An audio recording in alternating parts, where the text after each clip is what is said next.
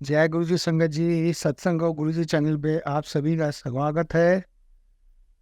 आज जो सत्संग है गुरु जी से पुराने टाइम में बैठने के साथ का एहसास है मेरा। जो वहाँ बैठकर गुरु जी को हम देखते थे, उनके तेज को देखते थे, उसके बारे में कुछ समाधि के बारे में मैं आपको बताऊंगा। आइए, जो कि हम मंत्र जाप करते हैं सत्संग शुरू करने से पहले, वह मंत्र जाप शुरू कर दे। जय गुरु जी संगत जी। संगत जी, जय गुरु जी। ओम नमः शिवाय। शिव जी सदा सहाय। ओम नमः शिवाय। गुरु जी सदा सहाय। ओम नमः शिवाय। शिव जी सदा सहाय। ओम नमः शिवाय। गुरु जी सदा सहाय। जय गुरु जी संगत जी। संगत जी, ये 31 मई से पहले की बात 27 तारीख की है, जब लास्ट संगत जो गुरु जी के मंदिर में आई थी। 27 तारीख को ही गुरु जी ने कहना कर दिया था शुरू कि आज जितनी भी संगत बाहर जा रही है वह राम राम करते हुए जाएं एक दूसरे को, और बाहर भी राम राम ही करें।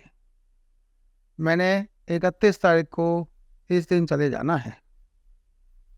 संगत जी, आप विश्वास नहीं करोगे, हमें इतना विश्वास नहीं हुआ कि गुरु जी कह क्या रहे हैं, लेकिन हम सबके चेहरों पे एक उदासी सी आ गई थी, जो कि आज भी इसी प्रकार की उदासी चेहरे पर आई हुई है।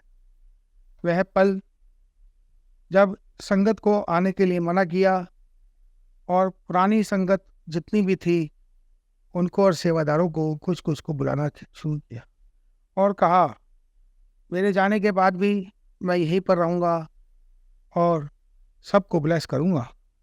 आप सभी ये मत सोचना कि मैं यहाँ पर नहीं हूँ, मैं इस धरती पे हूँ और रहूँगा। दिल्ली के साथ साथ सभी प्रदेशों की संगत को मैं ब्लेस करूँगा।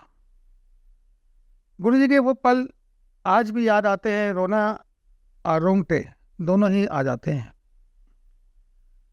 जो गुरुजी ने बताया, जिस हिसाब से संगत ने उनसे आग्रह करा, गुरुजी आप ऐसा ना करें, आप ऐसा ना करें। गुरुजी ने कहा, इंसानी रूप में आया हूँ, जाना तो है।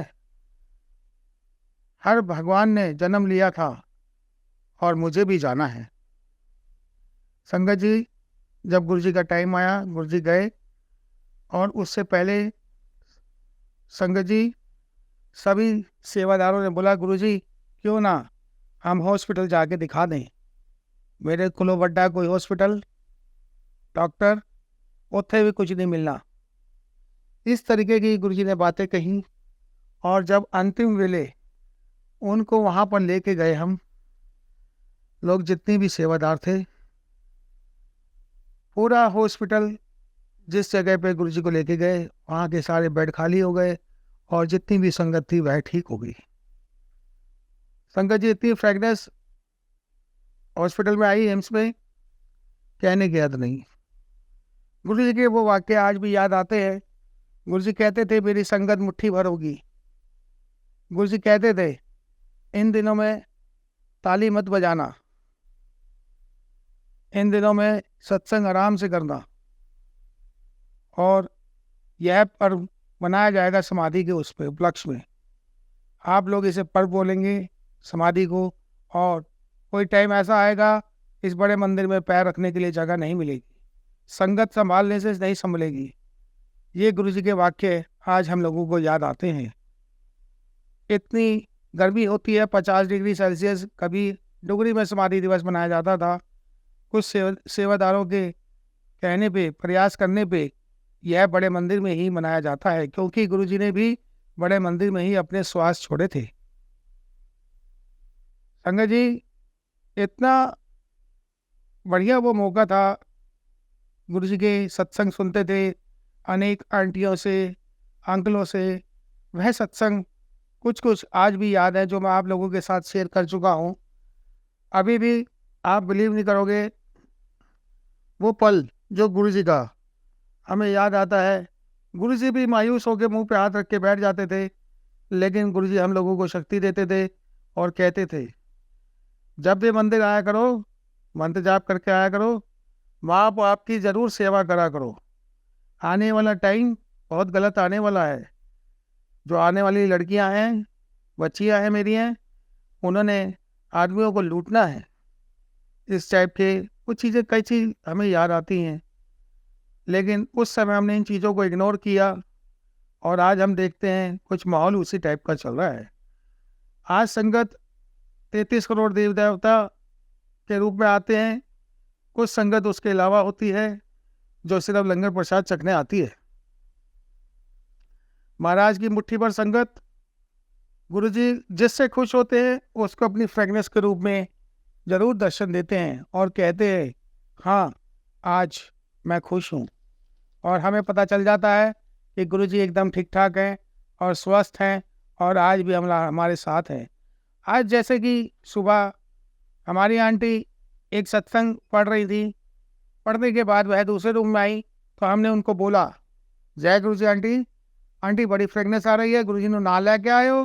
कभी गुरुजी हमारे को गुलाब के उसमें खुशबू में दे दर्शन, कभी चमेली के रूप में, कभी किसी भी उस रूप में वो मेरे को दर्शन दे।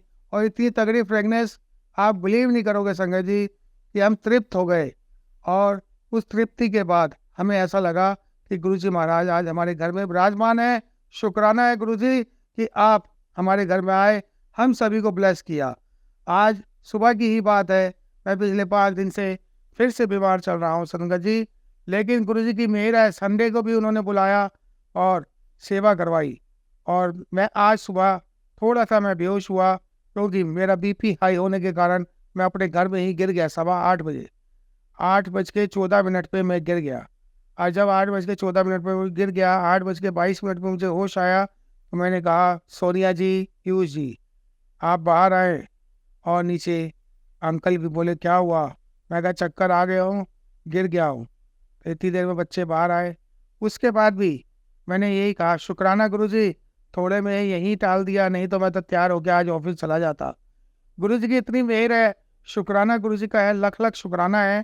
क्योंकि अगर गुरुजी ना होते तो शायद आज मैं जीवित भी ना होता। ये गुरुजी की ही देन है, कैसे वो पैसे बुझाते हैं, कैसे प्यास बुझाते हैं, कैसे भूख मिटाते हैं, ये गुरुजी का शुक्राना है। गुरुजी से जैसा, गुरुजी जैसा प्यार देने वाला, भोले बाबा जैसा आशीर्वाद देने वाले हमारे गुरुजी आज इस धरती पे मानव रूप में ना होने के बावजूद भी हम लोगों को ब्लेस करते हैं। गुरुजी का अंतिम समय सबको याद था। मैं आप सबसे हाथ जोड़ के गुजारिश करूंगा कि जहाँ भी सत्संग करें ताली ना बजाएं। गुरुजी इन दिनों में अपना शरीर छोड़ने के उसमें थे। बहुत चीज़ें ऐसी है इस बीच की जो मुझे भी याद नहीं है। जो मुझे याद था आज मैंने संगत जी आपको शेयर करा है। यूट्यूब पे बोलने वाले बहुत बंदे हैं जो गुरुजी की पूरी महिमा जानते हुए भी अधूरी महिमा आपको बता रहे हैं। लेकिन जिस भी बंदे को या आंटी को या अंकल को जितना सत्संग याद हो उतना ही करना चाहिए। कुछ ऐड करके गलत करके कुछ नहीं करना चाहिए। गुरुजी मुझे माफ़ करना, मुझसे कोई गलती हुई हो और आगे भी कोई होने जा रही हो तो उसके लिए माफ़ करना। शुक्राना गुरुजी, अनंतम शुक्राना। I love you Guruji, I love you Guruji, I love you Guruji.